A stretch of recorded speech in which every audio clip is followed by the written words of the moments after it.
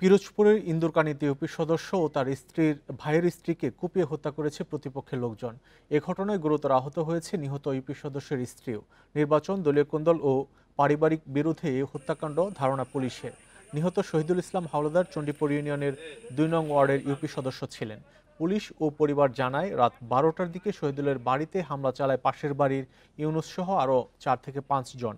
এ সময় ইউপি সদস্য শহীদুল ও তার ভাইয়ের স্ত্রী মৌকলিককে কুপিয়ে গুরুতর আহত করে। এতে ঘটনাস্থলেই মারা যান তারা। পরে আহত ইউপি সদস্যের স্ত্রীর চিৎকারে স্থানীয়রা এগিয়ে আসে। পরে রেহানা বেগমকে উদ্ধার করে পিরোজপুর জেলা সদর হাসপাতালে পাঠানো হয়। ঘটনায় জড়িতদের চিহ্নিত করা হয়েছে, তাদের ধরতে অভিযান চলছে বলে জানিয়েছে পুলিশ। রাত্র 12টার সময় আমরা শুনতে পেলাম এখানে দুজনকে মার্ডার করা হয়েছে আর একজন মুমূর্ষু অবস্থা। তো একজনকে হসপিটালে নেওয়া হয়েছে। অলরেডি আমরা শনাক্ত করেছি কারা এই হত্যাকাণ্ড ঘটিয়েছে। আমরা অভিযান চালাচ্ছি।